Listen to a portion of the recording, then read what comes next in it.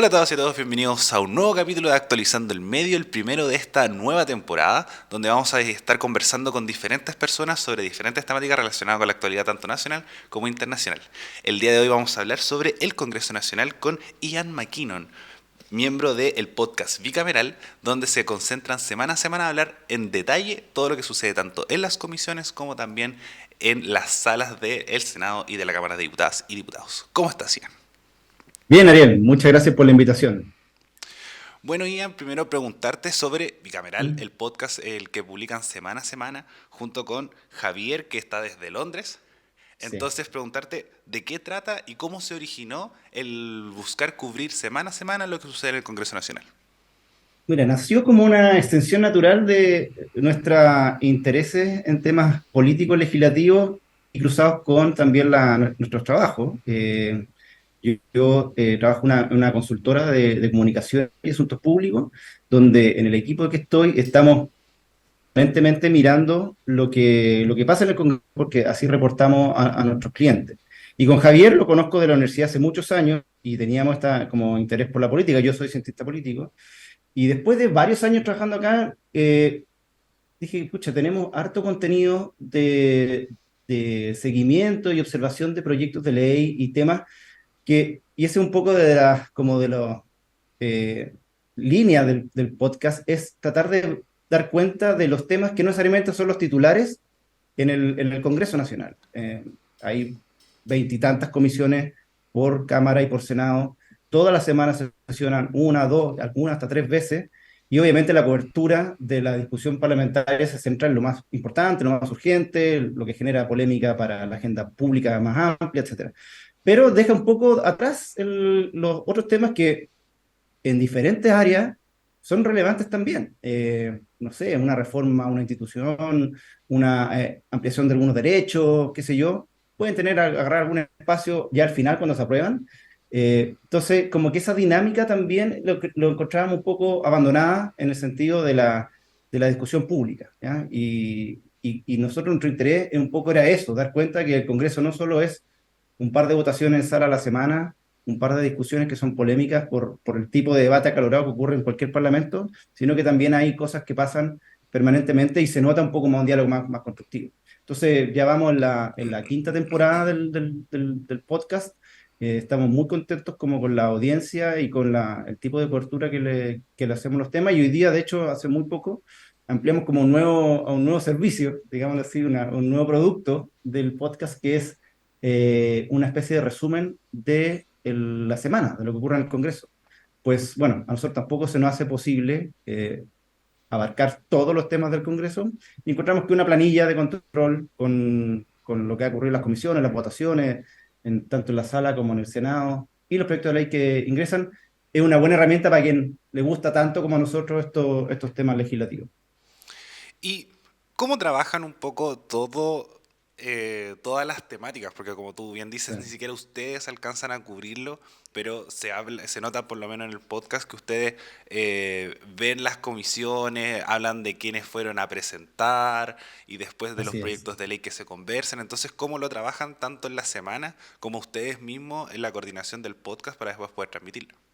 Claro, mira, nosotros ya cuando el Congreso por lo general sesiona de días lunes a miércoles por la tarde, hay excepciones los días jueves, entonces ya el jueves, el jueves después del almuerzo ya tenemos consolidado, más o menos sabemos lo que ocurrió en el Senado y en la Cámara, y a partir de eso vamos y elegimos cuáles son los temas que por importante, o sea, con cierta relevancia, que podrían tener una cobertura en el programa y que no necesariamente, como te decía, van a tener un espacio en los medios más tradicionales o en la conversa en redes sociales.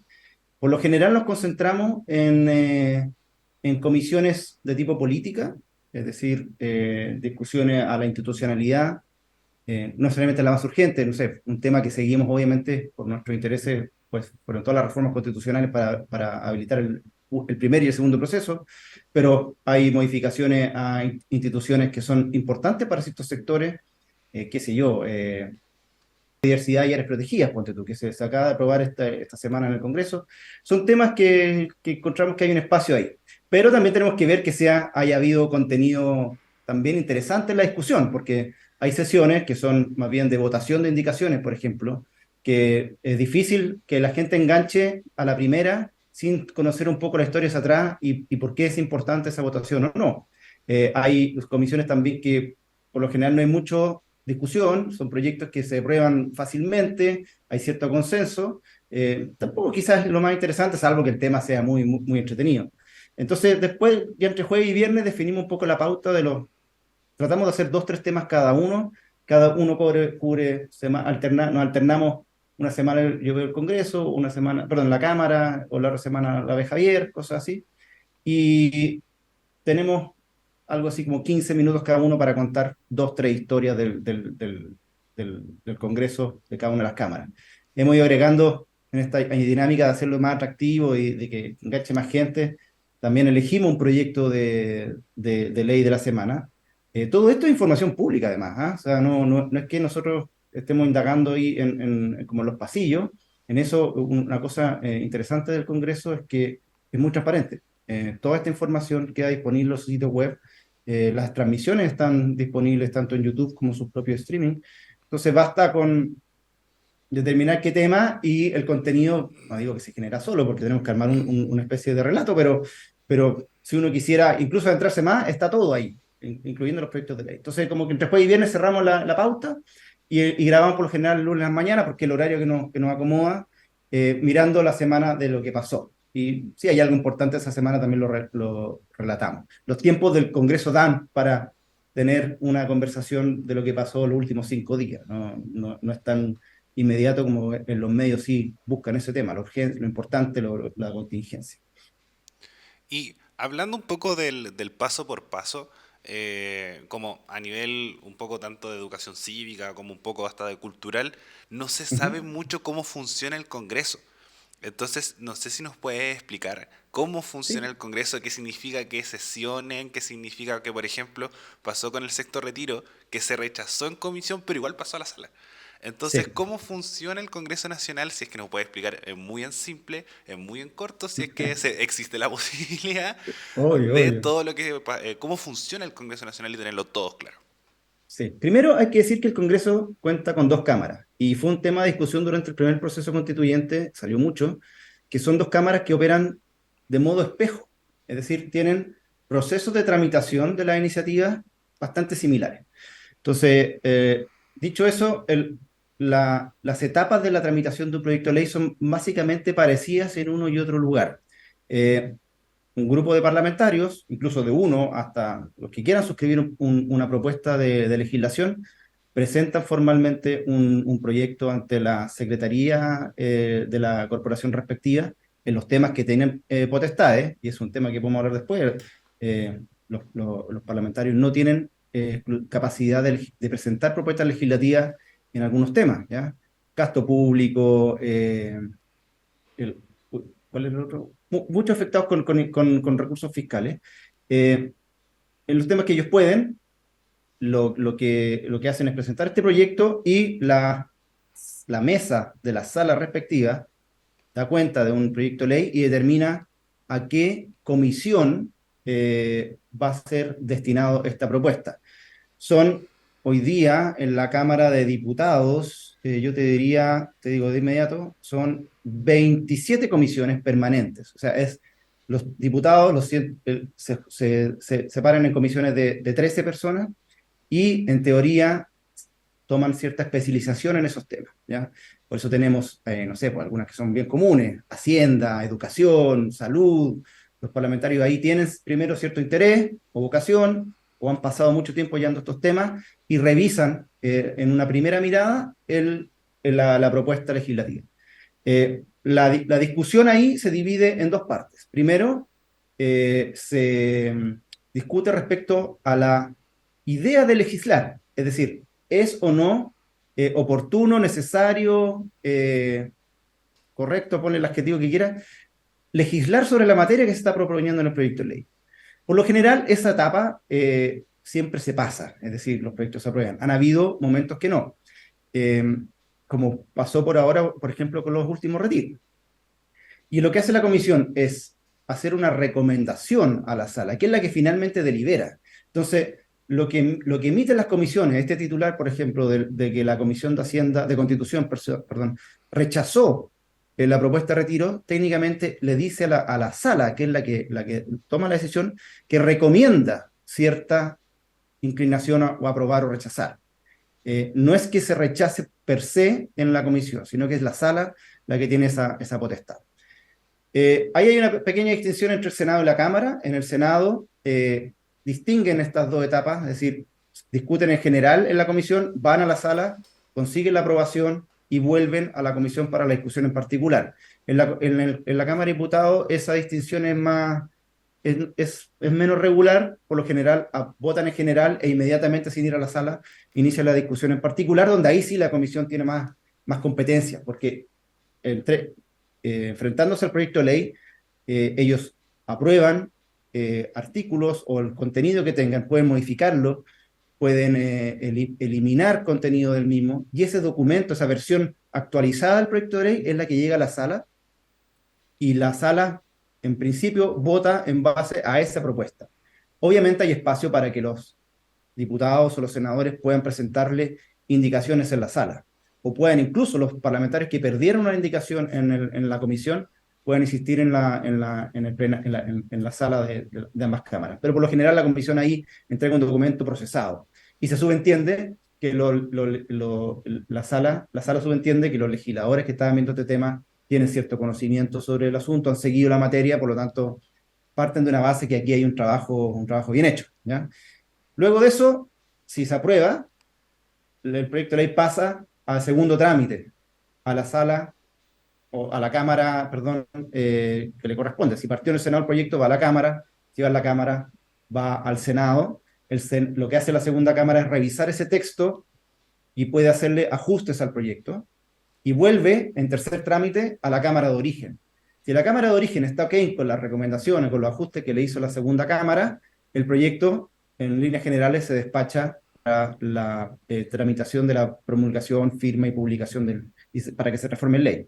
Si tiene divergencias en todo o en alguna de las partes que le recomienda la Cámara de Revisión, se activa un canal que es la comisión mixta, que posiblemente la veamos también en el Consejo Constitucional, que es esta instancia donde 5 senadores y 5 diputados de las comisiones que vieron el tema se sientan con el Ejecutivo y tratan de generar algún texto que sea de consenso y que pueda ser aprobado por ambas cámaras. Eso puede tomar días en algunos casos o meses y años en otros cuando ya no hay voluntad de resolver un tema que se volvió complejo, ¿ya? Hay comisiones mixtas que duermen, por así decirlo. No hay una necesidad de llegar a un resultado final. Y la comisión mixta informa a las salas, a veces las ven las comisiones, y se aprueba por ambas cámaras, y si eso queda corregido, se va a la publicación de la ley. La última instancia es cuando el presidente tiene 30 días para promulgar, perdón, para presentar vetos, ¿ya? Vetos a los textos aprobados. De hecho, ahora hay un tema con respecto a los delitos socioeconómicos, que es un proyecto de ley que tuvo bastante cobertura hace menos de un mes con su aprobación, porque es un cambio importante al Código Penal, incorpora a dicho código un montón de delitos que los que se conocen como delitos económicos, de cuello y corbata, pueden incluso arriesgar penas de cárcel los ejecutivos, pero se detectaron problemas de redacción, ¿ya? Pero de coherencia con otros cuerpos legales. Por lo tanto, lo que está haciendo el Ejecutivo, que lo presentó el día de ayer, es un veto para modificar el texto que ya aprobó el Congreso. Eso se puede hacer, no es común, pero ocurre, y con ello las cámaras tienen que aprobar o rechazar ese texto, no tienen posibilidad de recomendar enmiendas. Entonces, es un poco como sí, en un par de minutos, la tramitación legislativa. Esa es una de las ventajas del bicameralismo, que tiene esta posibilidad de revisión. Creo que uno de los atributos de nuestro Congreso, acepto y me parecen razonables las críticas que dicen que pueden ser muy espejos. Hay diferencias con otros congresos en esa materia. El Senado tiene otros roles en otras latitudes, pero prefiero ese modelo, el bicameral, al unicameral, por experiencias que conozco de otros lados, que es bastante más complejo, incluso seguir las tramitaciones legislativas, porque se da un espacio donde hay que revisar estos textos y no necesariamente tienes la oportunidad institucional, que es la segunda cámara. Y Un poco concentrándonos en nuestro mismo, porque una de las grandes polémicas que se generó con el primer texto constitucional que fue rechazado fue Sí, el cómo cambiar este esquema que nosotros conocemos, que era eliminar el Senado y crear la Cámara de las Regiones. Al mismo así es. tiempo, existe la posibilidad, no es probable, pero existe que se cambie el sistema político, por ejemplo, por un unicameralismo. Entonces, ¿cuáles son los pros y los contras de ambos sistemas, el Ujú. unicameralismo y el bicameralismo que nosotros conocemos hoy día? Sí, a ver, primero, el bicameralismo está de cierta forma asegurado si es que este segundo proceso constitucional llega a puerto a buen término, pues es una de las 12 bases o principios que acordaron los partidos políticos con representación parlamentaria. Se habla de que el Congreso es bicameral explícitamente. Entonces, posibilidad de innovar en esa materia, a diferencia de lo que fue el primer proceso, es bastante limitado. Lo que ha hecho un poco el comité de expertos ha sido intentar perfeccionar el mecanismo de relación entre el Ejecutivo y el Legislativo, por un lado, y fortalecer los partidos políticos, por otro, para que la gobernabilidad del sistema político mejore. El diagnóstico en eso es que tenemos, bueno, un Congreso mega fragmentado, o sea, hay 21 partidos políticos hoy día con representación parlamentaria, no todo en el Senado, pero la mayoría, o sea, todo en la Cámara de Diputados. Hay poca coordinación entre el legislativo y el ejecutivo en temas de urgencia, en temas de prioridades. Se ha farandulizado un poco también el trabajo del legislativo. Se ha abusado de ciertas herramientas como puede ser las acusaciones constitucionales o todo el tema de las reformas constitucionales. Nosotros nos reímos un poco en Bicameral con esto, que es que entre los proyectos de ley que ingresan, los más como osados son siempre reformas constitucionales porque de alguna forma con los retiros se detectó que existe este camino de bypassar la restricción que tienen los parlamentarios de legislar en ciertas materias, presentando reformas constitucionales. Entonces, hay muchos de esos proyectos ahora, obviamente algunos solamente son saludo a la bandera, y eso obviamente como que es una especie de erosión del modelo institucional. Entonces, un poco dicho eso, lo que se espera del proyecto, del proceso, de este segundo proceso constitucional es ojalá, o sea, lo que esperan, lo que se acordó es un bicameralismo, ojalá mejorado, porque es parte de las bases, o sea, no, los consejeros no van a poder transgredir ese principio. Y respecto al modelo bicameral versus el unicameral, claro, hay atributos y distinciones para ambos. Por lo general, el unicameralismo, y eso fue una de las discusiones que hubo en el primer proceso constitucional, opera en modelos parlamentarios, donde el Ejecutivo tiene unas características y unas cualidades diferentes al presidencialismo. Es el poder legislativo, en realidad no está concentrado el poder político. La combinación de un modelo unicameral y presidencialista, no me acuerdo ahora en qué otros casos, pero son bastantes casos. Perú es uno de ellos, Israel es otro, aunque tiene ahí una figura que tendría que corroborar, pero Perú el caso más cercano, y la experiencia que da esta combinación, unicameralismo, presidencialismo, no ayudaba o no ayuda un poco a esta necesidad de mejorar la gobernabilidad del sistema político. El modelo bicameral, que es más utilizado en los modelos presidencialistas, tiene esta capacidad, esta cualidad que es la de la Cámara Revisora, una segunda Cámara, que es la que le entrega un poco al proceso de tramitación de una ley, que a veces todo es muy caliente, muy en la urgencia. Uno ve como principalmente los diputados presentan proyectos porque la contingencia te obliga a responder de cierta forma, pero la moderación en el sentido de dedicarle un poco más de tiempo a una discusión que va a implicar consecuencias sociales en distintas dimensiones, porque es una ley, una obligación, una prohibición, te lo da una segunda cámara para revisar este tema. Y ahí un poco es el como conflicto corporativo que existe entre ambas cámaras. Los propios senadores, en este caso, que duran más, duran 8 años, por lo general aspiran candidatos que tienen más experiencia política. se ven a sí mismos como un cuerpo que tiene esta como ánimo de revisar los temas más, con mayor calma que la Cámara de Diputados. Eso uno lo puede escuchar, cosa que nosotros hacemos en las sesiones de comisión. A veces comentan así como con cierta ironía el tipo de proyecto de ley que sale de la Cámara Baja. Y al revés, la Cámara de Diputados, por supuesto, acusan al Senado que muchas veces esto se lo toman con los proyectos duermen en sus comisiones, que el Ejecutivo prefiere negociar allá que acá, y es cierto, ¿ya? Entonces, dentro de ese modelo bicameral, ¿es el nuestro el más eficiente? Bueno, y ahí está la gran pregunta. Esto de tener dos cámaras prácticamente idénticas no es tan común. Por lo general, la cámara alta tiene otra lógica de representación, que un poco es lo que descansa en la elección de los senadores. Tiene una mirada más de territorios, más regional, más de representación de temas nacionales, si uno lo quiere ver de esa forma.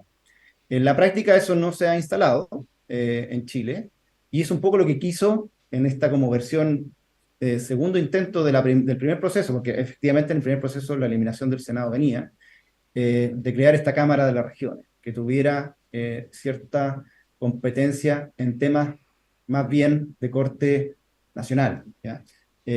Obviamente después le fueron agregando temas ante la presión del sistema político tradicional, si quieren mencionarlo así, y terminó siendo casi un Senado con otro nombre, para ser bastante franco. Entonces, claro, uno podría revisar si es que el perfil del Senado es el correcto el cual tenemos, pero yo prefiero tener estas dos cámaras si no vamos a modificar el sistema presidencial, es mejor tener un presidencialismo y un bicameralismo que un mix entre presidencialismo y sistema unicameral. Y respecto a el Congreso actual, tú bien mencionaste que hay muchos partidos políticos, hay fragmentación. Este Congreso además en particular agregó muchos partidos nuevos y dos, por lo menos en mi opinión, que hay que tenerle bastante ojo, que es el Partido Republicano y el Partido de la Gente. Así ¿Qué es. opinas del Congreso actual, de esta fragmentación y cómo se ha ido desarrollando con solamente un año y medio de desarrollo que ya está dando harto que hablar? Mira, esto yo se lo he escuchado a otras personas también. ¿Ah? El ciclo pasado, o sea, los 4 años de Piñera, ya fue a propósito de la reforma del sistema electoral, que permitió que pasamos un modelo binominal a un proporcional y que fue la puerta para la entrada de nuevos partidos y movimientos a la discusión legislativa. Generó un impacto en la cultura y en la forma de legislar en Chile.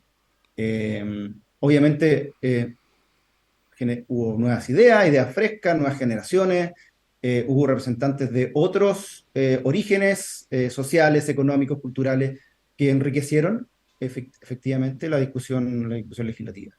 Pero para el legislador tradicional, digámoslo así, el que ya llevaba más de un ciclo de reelección, fue un shock.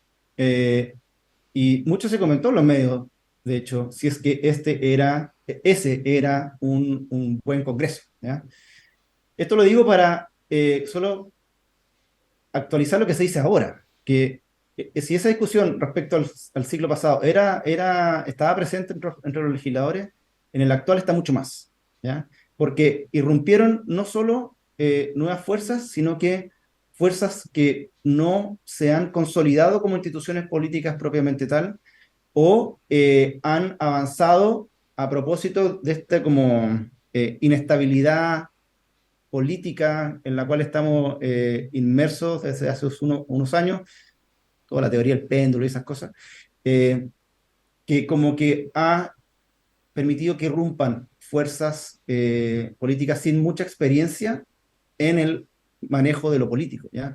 Y ahí perfectamente calza el Partido de la Gente, el Partido Republicano también. Quizá el Partido Republicano viene de una rama de la UDI, algunos tuvieron algún pasado en algún puesto de gobierno, pero experiencia sí, política es bastante baja. Y uno ve dos dimensiones en esto. Efectivamente, en la sala, en la zona de la asamblea, en los pasillos y en la difusión, en la comunicación política, el conflicto está abierto. Hay evidentes diferencias, especialmente entre los polos del espectro. Eso también se debe dar en las negociaciones que no vemos, ¿ya? Y el Ejecutivo por eso está tan complicado en avanzar con sus reformas importantes, porque, bueno, hay cierta decisión, especialmente en la oposición, de hoy en día, de no negociar mucho con el Ejecutivo, especialmente después de las elecciones del 7 de mayo, donde el actor de la oposición, digamos, Chile Vamos, que estaba llano a llegar a acuerdos en algunas reformas, hoy día ve con temor que su electorado se está yendo al partido que prefiere no hacerlo. Entonces, eso desmotiva a sus líderes a seguir negociando. Pero tenemos esa dimensión y lo que uno observa cuando uno se mueve de las comisiones más candentes o en el día a día, también ve espíritu y ánimo de colaboración entre los partidos. Al menos uno ve buen trato, ¿ya? O sea, esta cosa de la pelea diaria no la ves en todas las comisiones, no la ves en las sesiones ordinarias de salas muchas veces. Y pasa porque también el Congreso, sus dos cámaras, tienen una especie de cultura de cuerpo, ¿ya? Eh, entienden que ellos son líderes políticos de sus distritos, tienen que hacer los puntos, pero necesita que el Congreso mueva, se avance, tome decisiones, discuta proyectos. Y si están en la lógica de la oposición permanente, eso no va a ocurrir. Y es una de las, quizás, atributos o características del Congreso chileno que todavía, a pesar de todo lo convulso que está la situación política, uno ve que al menos sesionan, tramitan, votan proyectos. Los más complejos, obviamente no, porque los puse en el otro grupo, pero en el resto de las iniciativas hay ánimo de colaboración y uno ve que firman proyectos los de, qué sé yo, el Partido Republicano con PPD. Hay cruces de trabajo en el momento de presentar proyectos. Eso es una de las características que creo que todo, claro, no se nota mucho porque el otro obviamente es mucho más relevante quizás, pero hay ánimo colaborativo. Eh, yo te diría que hoy día el principal conflicto desde esa lógica más institucional es la que decía hace unos minutos, que es la mirada un poco como con sospecha de la Cámara al lado. ¿Qué es lo que hace el Senado? ¿Qué es lo que hace la Cámara respecto a lo que nosotros, como cuerpo, aprobamos? Y un poco respecto también como a la labor parlamentaria, Ujú. el parlamentario también es un reflejo igual vivo de la clase política.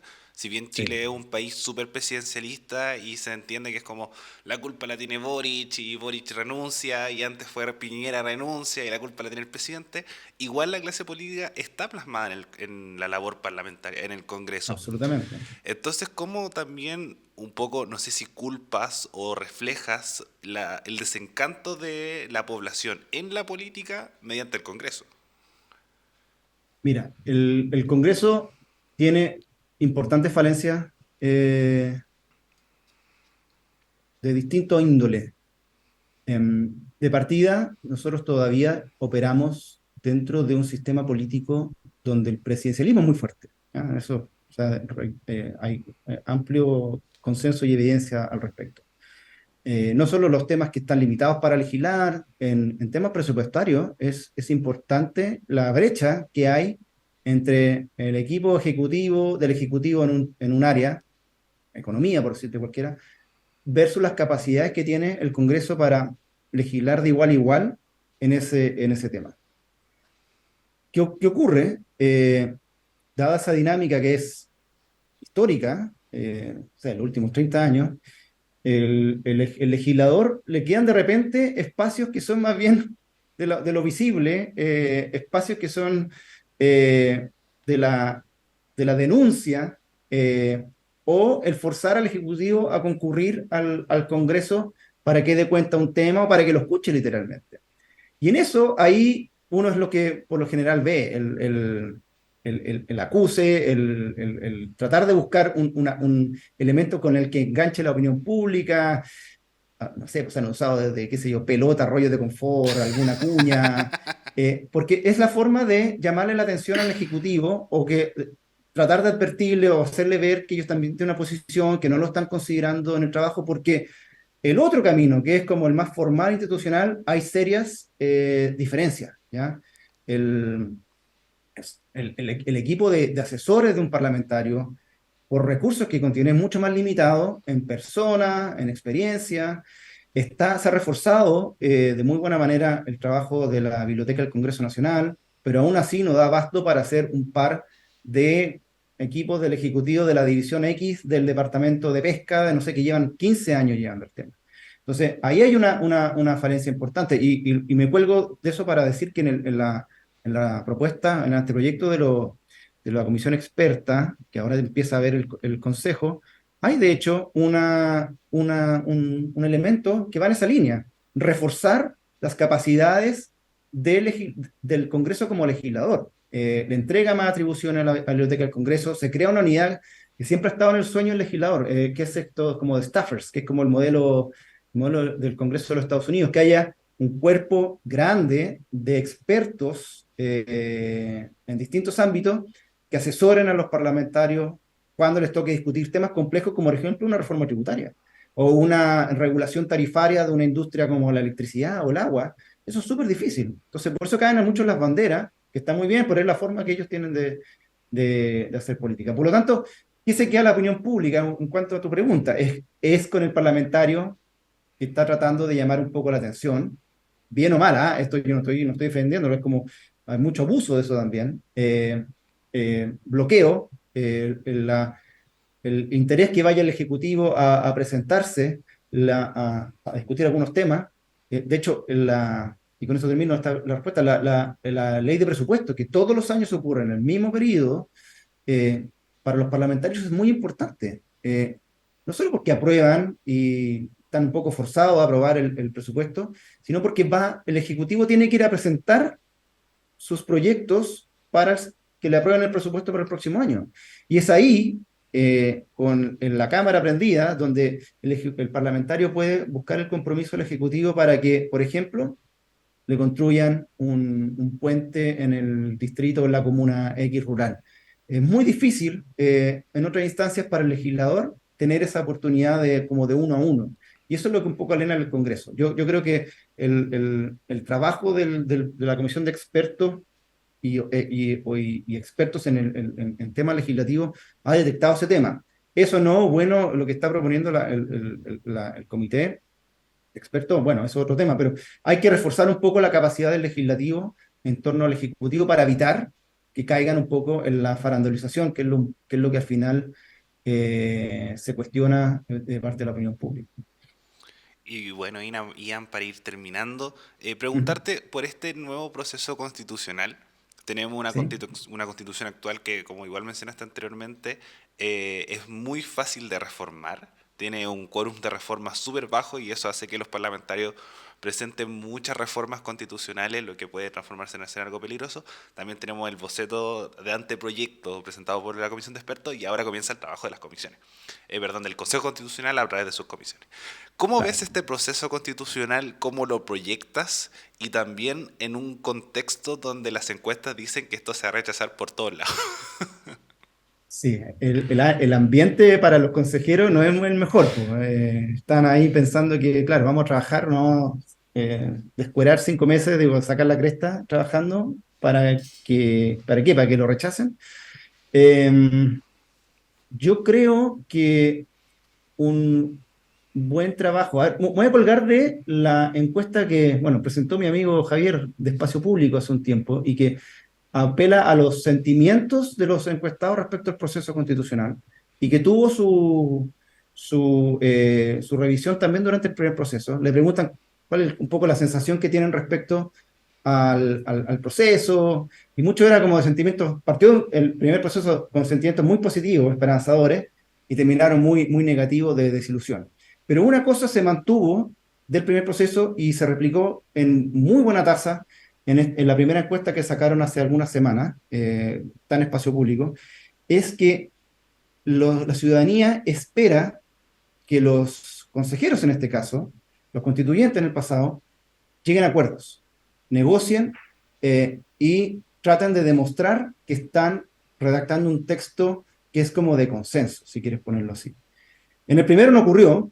En el segundo, bueno, está por verse, porque evidentemente aquí tenemos otra cámara completamente inclinada hacia un sector. Las señales que se han dado en los días recientes dan a entender, y esto hay que esperarlo, esto con toda la cuota de duda que queréis ponerle, que se va a buscar eh, una especie de ánimo colaborativo, al menos desde la derecha, del Partido Republicano y Chile Vamos, al menos no han salido tan vociferantes en los últimos días.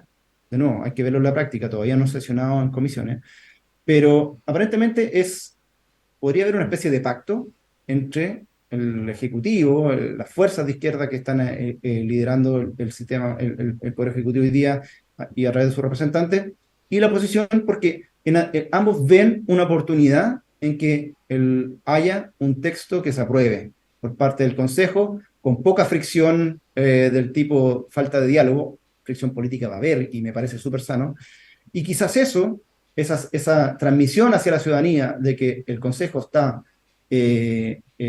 cooperando, los consejeros están cooperando y están atendiendo la visión del otro, puede que dé vuelta esta como sensación o ánimo que hay en la opinión pública respecto al interés de rechazar. Va a haber grupos que no van a estar de acuerdo en ambos lados, porque se dista ante el otro, porque es una redacción donde dominó la derecha. Yo creo que si uno va hacia el votante medio, podría alcanzar quizás está ahí la oportunidad que tiene el Consejo, pero es un desafío súper, súper complicado. Lo dije recién respecto al Congreso, el Partido Republicano es un partido con poca experiencia. Sus líderes, no sé si conocen o tenían el sello como de check de todos los consejeros que resultaron electos.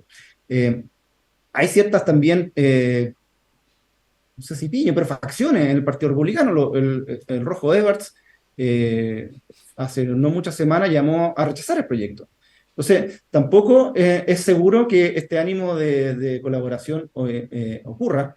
En la izquierda o el oficialismo, en la posición del Consejo, también va a haber la necesidad de salir a apuntar a los consejeros de la mayoría, porque tampoco es regalarle esta arena política sin nada a cambio. Un poco lo hizo también el Partido Republicano en el primer proceso, donde había varios consejeros que básicamente se dedicaban a denunciar y a rechazar todo lo que se propusiera. Creo que podría haber algo ahí también. Pero, de nuevo, creo que si se transmite ánimo de colaboración, ánimo de consenso, es posible que el ambiente de la opinión pública cambie. ¿Será suficiente? Bueno, hay que verlo. Pero yo creo que por ahí está la clave. Bueno, Ian, muchas gracias por aceptar conversar con nosotros, por estar en este primer capítulo actualizando el medio de la nueva temporada. Y te doy este espacio un poco para tus reflexiones finales, si es que tienes algo que promocionar, algo que comentar, por ejemplo, bicameral, el newsletter. Este es Sí, tu espacio. quería partir con eso. Nosotros tenemos un podcast que grabamos todas las semanas, salvo las que hay receso legislativo, porque bueno, no hay mucho que contar. Pueden seguirnos en Spotify, Apple Podcasts, Google, la plataforma que ustedes quieran. Si quieren mantener contacto más directo con nosotros, tenemos Twitter, que es bicameral-cl. Ahí nosotros conversamos y publicamos nuestros artículos, algunas noticias, novedades, o en Instagram, que es bicameral-cl. Eh, Como les decía, hace algunas semanitas ya estamos difundiendo a los quienes se han suscrito, me ha ido bastante bien con la suscripción también, un resumen legislativo semanal, que es una tabla de control donde tú tienes, en un lindo newsletter, donde tú tienes todo lo que ocurrió en las salas del Senado y de la Cámara, en las más importantes comisiones de ambas cámaras también, y los proyectos de ley que ingresaron, que siempre hay cosas interesantes y chistosas también, digámoslo. Hay proyectos de ley que se presentan por la reacción de la contingencia, ¿ya? Así que los invito a escucharnos y si hay interés en algunos temas, nosotros tenemos como comité editorial que somos nosotros dos, pero si hay algún punto que no estamos tocando y creen que es relevante levantar en la agenda, por supuesto que lo podemos considerar. Así que a todos a escuchar Bicameral, un podcast que yo escucho, que recomiendo mucho. Feliz de haber también conversado con Ian sobre el Congreso Nacional, que es un tema que, como conversamos al principio, de educación cívica se sabe bastante poco cómo funciona y también todas estas estructuras que todos nos quedamos con lo que nos muestran los medios de comunicación. Así Claro. que eso, con esto finalizamos actualizando el medio. Recuerden también seguirnos en todas nuestras redes sociales como radio.f5 en Instagram y también en YouTube, Spotify y Apple Podcasts como Radio F5, donde estamos subiendo tanto actualizando el planeta, donde hablamos de ciencia, y aquí actualizando el medio, donde hablamos de política y actualidad. Así que muchas gracias por llegar hasta este punto y nos vemos en un próximo capítulo.